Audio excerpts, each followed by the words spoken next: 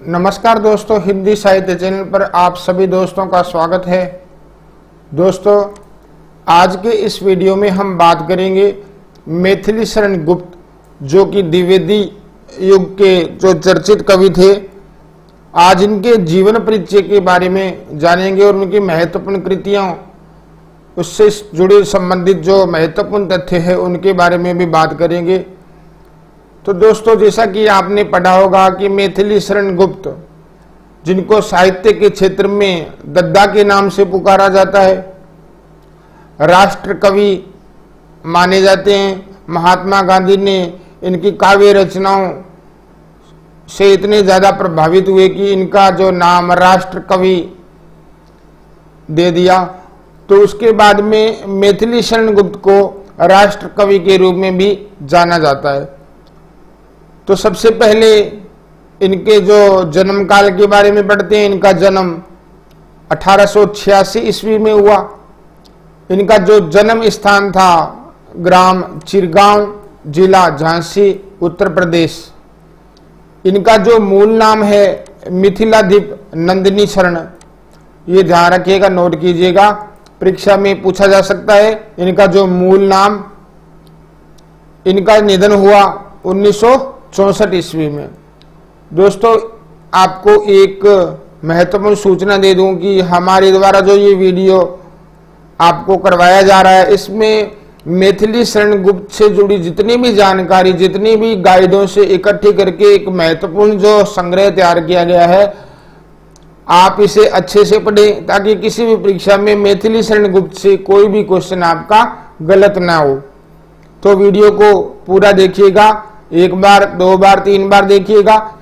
इनके पिता का नाम सेठ रामचरण गुरु, इनके काव्य गुरु थे महावीर प्रसाद द्विवेदी।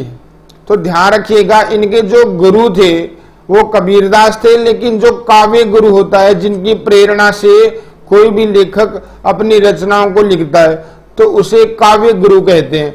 तो काव्य गुरु अगर परीक्षा में पूछा जाए तो आपका जो उत्तर होगा महावीर प्रसाद द्विवेदी। इनकी प्रथम कविता हेमंत नाम से थी। 1905 ईस्वी में इसका प्रकाशन हुआ। प्रथम काव्य संग्रह रंग में भंग, जो कि 1909 ईस्वी में प्रकाशित हुआ। ध्यान रखिएगा, परीक्षा में पूछा जा सकता है कि प्रथम इनकी जो कविता कौन सी थी या प्रथम काव्य संग्रह। तो दोनों का ध्यान रखिएगा कि प्रश्न में पूछा क्या गया है, प्रथम कविता पूछी गई है या प्रथम काव्य संग्रह पूछा गया है। ध्यान दीजिएगा, गुप्त जी ने द्विवेदी जी के नेतृत्व में रहकर सरस्वती पत्रिका के लिए अनेक रचनाएं लिखी थी। इनकी जो प्रमुख रचनाएं हैं और जो मौलिक काव्य ग्रंथ है, इसकी जो संख्या है लगभग 40 मानी जाती है, जिनमें से मुख्य रचनाएं जो आपके सामने टेबल द्वारा जो दिखाई जा रही है, ध्यान रखिएगा। इनके प्रकाशन वर्ष भी याद कर लीजिएगा। अब ज्यादातर अभ्यर्थी ये शिकायत करते हैं कि हमें इतनी रचनाओं के प्रकाशन वर्ष याद नहीं होते। तो आपके लिए सीधा सा रास्ता बताता हूं, जो भी टेबल है उसका प्रिंट निकाल करके इन रचनाओं का किसी भी घर में कमरे की दीवार के ऊपर ये जो प्रिंट है वो लगा लें। आप सुबह शाम उनका मनन करें, देखें एक दो बार, तो आपको वैसे के वैसे ये रचनाएं जो उनके जो प्रकाशन समय है वो याद रह जाएंगे। तो थोड़ा दोहरान कर लेते हैं। रंग में भंग जो इनकी जो रचना है 1909 ईस्वी। इसी प्रकार जयद्रथ वध 1910 ईस्वी। भारत भारती जो काफी चर्चित रचना थी इनकी 1912 ईस्वी। इन सभी रचनाओं के बारे में आगे डिटेल से जानेंगे। किसान जो रचना है इनकी 1917 ईस्वी। इसी प्रकार शकुंतला 1923 ईस्वी। पंचवटी है जो 1925 ईस्वी। इसी प्रकार अनज्ञ जो रचना 1925 ईस्वी। हिंदू जो रचना 1927। त्रिपथगा 1928। शक्ति है जो 1928। गुरुकुल जो रचना 1929। इसी प्रकार विकट भट्ट 1929 ईस्वी। साकेत कई बार परीक्षा में पूछा गया है, साकेत का प्रकाशन वर्ष ध्यान रखिएगा 1931 ईस्वी। यशोधरा 1933 ईस्वी। इसी प्रकार द्वापर 1936 और सिद्धराज 1936 ईस्वी। इसी प्रकार कुछ और रचनाओं का प्रकाशन वर्ष जान लेते हैं। नहुस जो रचना थी 1940 ईस्वी। कुणाल गीत 1942। काबा और करबला 1942 ईस्वी। पृथ्वी पुत्र 1950 ईस्वी, प्रदक्षिणा 1950, जय भारत 1952, इसी प्रकार विष्णु प्रिया 1957 ईस्वी, अर्जुन और विसर्जन रचना 1942 ईस्वी, इसी प्रकार झंकार जो रचना उनकी 1929 ईस्वी। तो अब इनकी जो महत्वपूर्ण रचनाएं हैं उनके बारे में अच्छे से अध्ययन करते हैं। सबसे पहले इनकी जो रचनाएं हैं विषय वस्तु की दृष्टि से हमने इसका जो वर्गीकरण किया है कि कौन सी जो रचना विषय वस्तु की दृष्टि से इन्होंने रचना लिखी है। तो गुप्त जी की इन रचनाओं को निम्न श्रेणियों में वर्गीकृत किया जा सकता है। एक तो राम संबंधी काव्य, भगवान राम से संबंधित जुड़े जो काव्य इन्होंने लिखे, साकेत, पंचवटी, प्रदक्षिणा, तो ये 3 रचनाएं इन्होंने राम संबंधी काव्य जो इसमें दिया गया है। और कृष्ण संबंधी जो काव्य इनकी जो रचना है द्वापर है, ध्यान रखिएगा, मिसप्रिंट है यहाँ पर, द्वापर रचना इनकी कृष्ण संबंधी थी। वैष्णव भक्ति संबंधी काव्य जो इनका लिखा गया था विष्णु प्रिया, चैतन्य महाप्रभु से संबंधित। इसी प्रकार बोधमत संबंधी काव्य जो यशोधरा और अनग जो ये गीति नाट्य माने जाते हैं। इसी प्रकार सिख धर्म संबंधी जो काव्य इनका था गुरुकुल, और इस्लाम धर्म संबंधी काव्य था काबा और करबला। ध्यान रखिएगा, मैथिली शरण गुप्त एक ऐसे हिंदी के कवि है जिनके सबसे ज्यादा प्रबंध काव्य लिखे गए हैं। इसके बाद महाभारत के पात्रों, प्रसंगों और उपाख्यानों पर आश्रित काव्य जो है वो है जयद्रथ वध, वकसंहार, वन वैभव, नहुस, हिडिंबा, शकुंतला, तिलोत्तमा और जय भारत। इसी प्रकार ऐतिहासिक वीर पुरुषों से संबंधित जो काव्य रंग में भंग, सिद्धराज और पत्रावली और विकट भट्ट। इसी प्रकार महात्मा गांधी में संबंधित जो महात्मा गांधी से संबंधित काव्य है जो अंजलि और अर्घ्य। काल्पनिक और विचारात्मक विषय वस्तु पर आधारित काव्य भारत भारती, वैतालिक, हिंदू, अजीत। इसी प्रकार रचना शैली की दृष्टि से अगर हम इनके काव्य रचनाओं को देखते हैं तो इन रचनाओं में कौन कौन सी जो इस रचना शैली में कौन सी रचनाएं आएगी, इसमें मुक्तक काव्य है, पद्य प्रबंध, शब्देश संगीत, मंगलगट। इसी प्रकार जो गीति शैली में लिखे गए काव्य रचनाएं जो इनकी झंकार, विश्ववेदना, अंजलि और साकेत, अंजलि तथा साकेत, यशोधरा व कुणाल गीत के कुछ अंश। इसी प्रकार नाट्य शैली में जो इनकी काव्य रचनाएं हैं तिलोत्तमा और चंद्रहास। तो ध्यान रखिएगा दोस्तों, नाट्य शैली इस प्रकार प्रश्न परीक्षा में पूछा जा सकता है कि तिलोत्तमा जो इनकी रचना है वो किस प्रकार की शैली की है, तो नाट्य शैली की है। इसी प्रकार गीति नाट्य शैली जो इसको रूपक कहा जाता है, इसमें जो कौन सी रचनाएं आएगी इनकी, अनग, तिलोत्तमा और चंद्रहास। इसी प्रकार पत्र शैली, नूतन काव्य शैली में इन्होंने पत्रावली लिखी थी। प्रबंध काव्य शैली यह इनकी सर्वप्रिय शैली है। इसमें इन्होंने साकेत, जयद्रथ वध, यशोधरा, पंचवटी इत्यादि इसी शैली में इनके जो काव्य रचनाएं लिखी गई है।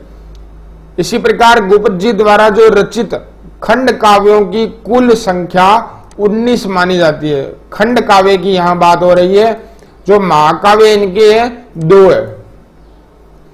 यशोधरा रचना गौतम बुद्ध के गृह त्याग पर आधारित मानी जाती है। नारी जीवन की मार्मिक अभिव्यक्ति के कारण कुछ लोग इस जो रचना को साकेत से भी बढ़कर मानते हैं। इसमें नारी सम्मान की प्रतिष्ठा स्थापित की गई है। इसी प्रकार रंग में भंग जो रचना है, इसमें चित्तौड़ और बूंदी के राजघरानों से संबंध रखने वाली राजपूती आन का वर्णन किया गया है। मंगल घट जो रचना है, इनका कविता संग्रह है, जिसमें केशों की कथा और स्वर्ग सहोदर इत्यादि बहुत सी फुटकर रचनाओं को संग्रहित किया गया है। पंचवटी जो इनकी रचना, इसमें लक्ष्मण के चरित्र को आधार बनाया गया है। तो इसमें लक्ष्मण के चरित्र का उत्कर्ष वर्णित किया गया है। यह रामायण के लक्ष्मण व जो शूर्पणखा प्रसंग पर आधारित खंड काव्य है। विकट भट्ट जो रचना है, इसमें जोधपुर के एक सरदार की 3 पीढ़ियों द्वारा वचन निभाने का वर्णन किया गया। इसी प्रकार मेघनाथ वध इनकी अतुकांत रचना है। तो कई बार परीक्षा में पूछा भी गया ये प्रश्न की मैथिली शरण गुप्त की जो तुकांत रचना कौन सी है? मेघनाथ वध। विष्णुप्रिया रचना में चैतन्य महाप्रभु की वियुक्ता पत्नी के त्याग और तप को प्रदर्शित किया गया। इसी प्रकार अर्जन और विसर्जन रचना में मुस्लिम संस्कृति की झांकी प्रस्तुत की गई है। यह एक जिल्द में प्रकाशित 2 लघु खंड काव्य है। इसी प्रकार जयद्रथ वध रचना में राष्ट्र की बलिवेदी पर अपने प्राण न्यौछावर कर देने वाले युवक का वर्णन किया गया है। इसका जो आधार महाभारत है, इसमें अभिमन्यु का शौर्य का जो वर्णन किया गया है। इसी प्रकार विशेष तथ्यों में भारतीय रचना राष्ट्रीय चेतना से प्रेरित काव्य है। तिलोत्तमा एक पौराणिक नाटक है। चंद्रहास भाग्यवाद पर आधारित पौराणिक नाटक है। जो भी आपको इस वीडियो में अच्छे तथ्य लगे वो अपने रजिस्टर में नोट कीजिएगा, क्योंकि आपको ये हर गाइड में नहीं मिलेंगे। किसान इनकी जो रचना है भारतीय किसानों की करुण गाथा पर आधारित खंड काव्य है। वेतालिक राष्ट्रीय और पुनर्जागरण से संबंधित गीति काव्य। शकुंतला जो इनकी रचना है कालिदास के अभिज्ञान शाकुंतलम का अनुवाद दिया गया है। हिंदू जो रचना जातीय एकता के आदर्शों से प्रेरित निबंध काव्य है। इसी प्रकार शक्ति मां दुर्गा के शौर्य तथा देव दानव संग्राम वर्णित खंड काव्य है। गुरुकुल जो रचना इनकी सिख गुरुओं पर आधारित इतिवृत्तात्मक निबंध काव्य है। इसी प्रकार झंकार एक आध्यात्मिक गीति काव्य है। उच्छ्वास गुप्त जी ने शोक गीतों का संग्रहण इसमें किया है। इसी प्रकार नहुस के चरित्र पर आधारित खंड काव्य है। सिद्धराज जो 5 सर्गों में लिखा गया राजा जयसिंह की गाथा पर आधारित खंड काव्य है। इसी प्रकार कुणाल गीत कुणाल के व्यक्तित्व पर आधारित खंड काव्य गीता की दृष्टि से उत्कृष्ट है।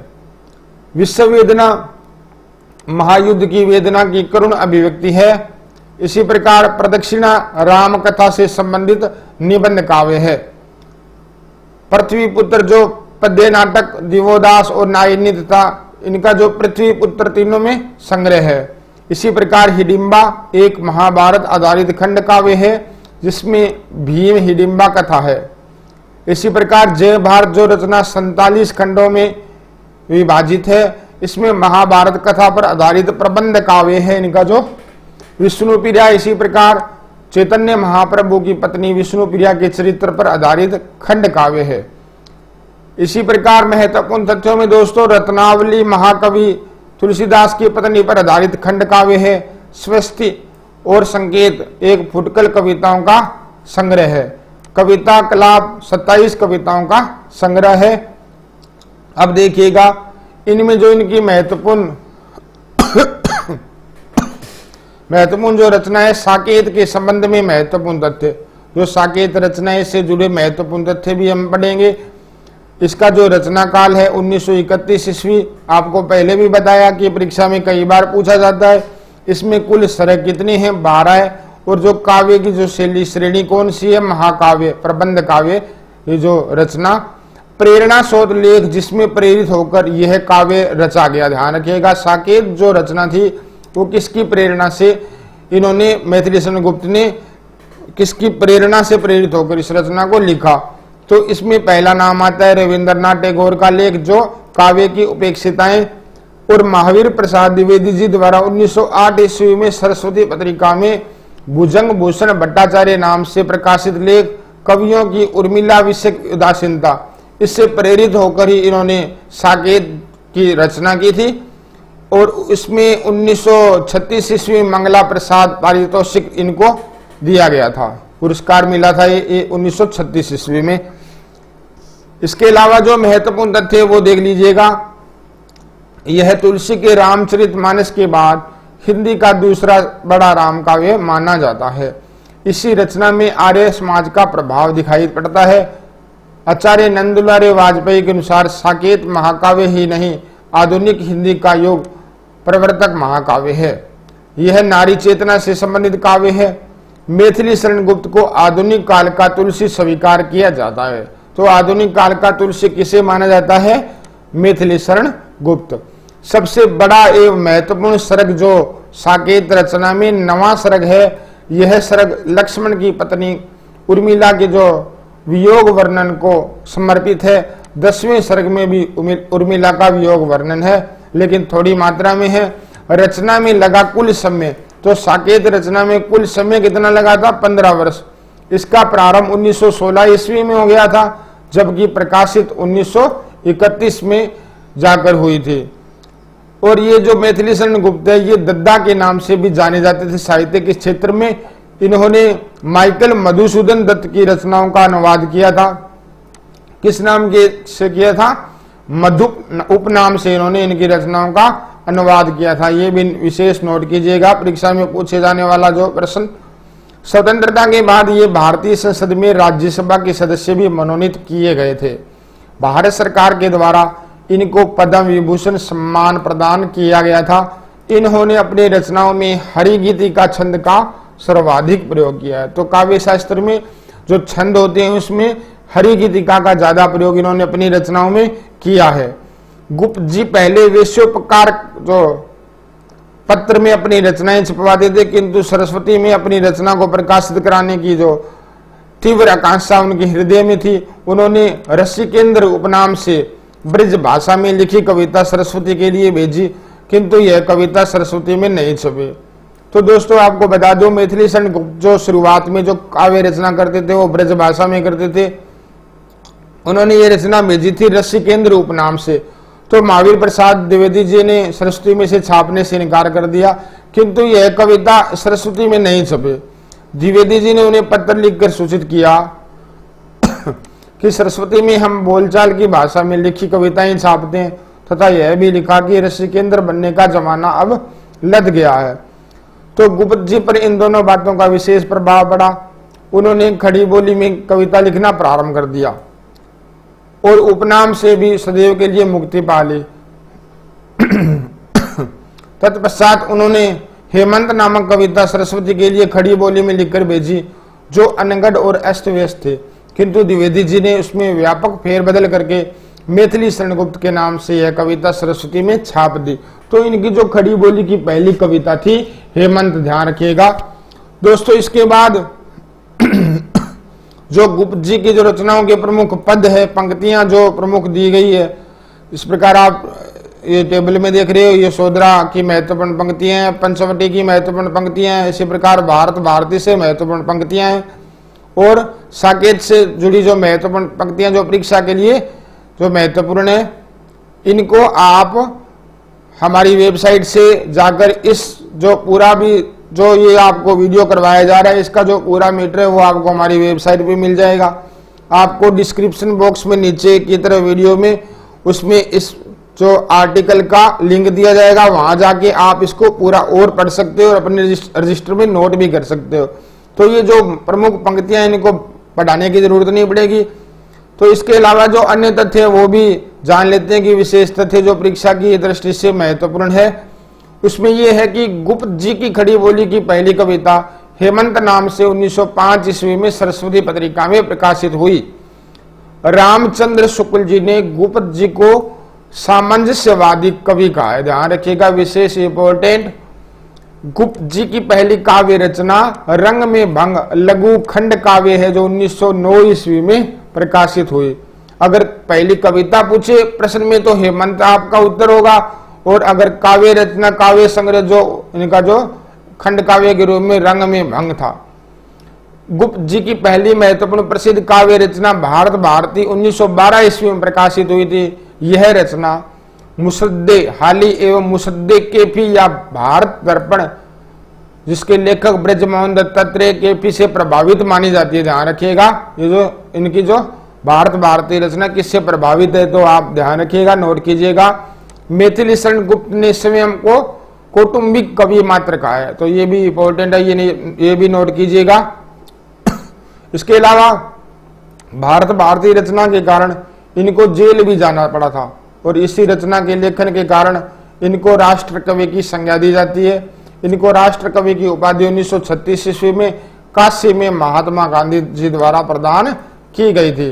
इनकी आरंभिक रचनाएं कोलकाता से निकलने वाले वेश्योपकार जो पत्र में प्रकाशित होती थी, परंतु द्विवेदी जी के संपर्क में आने के बाद इनकी कविताएं सरस्वती पत्रिका में प्रकाशित होने लगी। गुप्त जी की दूसरी महत्वपूर्ण प्रसिद्ध रचना साकेत 1931 ईस्वी में प्रकाशित हुई। कई बार इस वीडियो में बताया जा चुका है, बहुत ही महत्वपूर्ण। इसका जो प्रकाशन वर्ष डॉक्टर नगेंद्र के अनुसार भारत भारती की लोकप्रियता खड़ी बोली की विजय पताका सिद्ध हुई थी। इन्होंने क्या कहा था? भारत भारती के संदर्भ में डॉक्टर नगेंद्र जी ने भारत भारती की लोकप्रियता खड़ी बोली की विजय पताका सिद्ध हुई थी। साकेत शब्द मूलतः पाली भाषा का शब्द है जिसका अर्थ अयोध्या है। इसमें कितने सर्ग हैं? 12। इसे डॉक्टर नगेंद्र ने जनवादी काव्य कहा है। तो किस रचना को, मैथिली शरण गुप्त की कौन सी रचना थी जिसे नगेंद्र जी ने जनवादी काव्य कहा? तो आपका उत्तर क्या होगा? भारत भारती नहीं, सॉरी, साकेत जो रचना थी उसके बारे में बात की गई है। साकेत रचना थी जो जनवादी काव्य से डॉक्टर नगेंद्र जी ने कहा। साकेत के प्रथम, अष्टम और जो द्वादश सर्ग के उत्तरार्ध में उर्मिला लक्ष्मण के मिलन का वर्णन किया गया है। इसी प्रकार विष्णुप्रिया में मैथिली शरण गुप्त ने उर्मिला और यशोधरा के सम्मान, चैतन्य महाप्रभु की वियुक्ता पत्नी के त्याग और तप को प्रदर्शित किया है। मैथिली शरण गुप्त कृत जय भारत महाकाव्य को प्राचीन भारत की हिंदू संस्कृति का स्वच्छ दर्पण कहा जाता है। बहुत ही महत्वपूर्ण तथ्य, जय भारत में कौरवों पांडवों के पारस्परिक कलह और उससे उत्पन्न महायुद्ध का वर्णन किया गया है। तो दोस्तों, आज के वीडियो में आपको मैथिली शरण गुप्त से जुड़े बहुत ही महत्वपूर्ण तथ्य बताए गए। आप इन्हें नोट कीजिएगा अपने रजिस्टर में और याद रखिएगा। विशेष जानकारी आपको और एक बार बता दूं कि हमारी जो वेबसाइट है इसमें आपको काफी अच्छी पाठ्य सामग्री हिंदी साहित्य की मिलेगी। www.hindisahitya.com, इसका जो लिंक है इस वीडियो के नीचे डिस्क्रिप्शन बॉक्स में दिया जा रहा है। वहां से जाकर आप इस आज के वीडियो में दिए गए आर्टिकल को भी पढ़ सकते हो। और अगर हमारे द्वारा आपको ये जानकारी अच्छी लगी तो इस वीडियो को ज्यादा से ज्यादा अपने हिंदी मित्रों को शेयर करें। धन्यवाद दोस्तों, जल्द मिलेंगे। जय हिंद, जय भारत।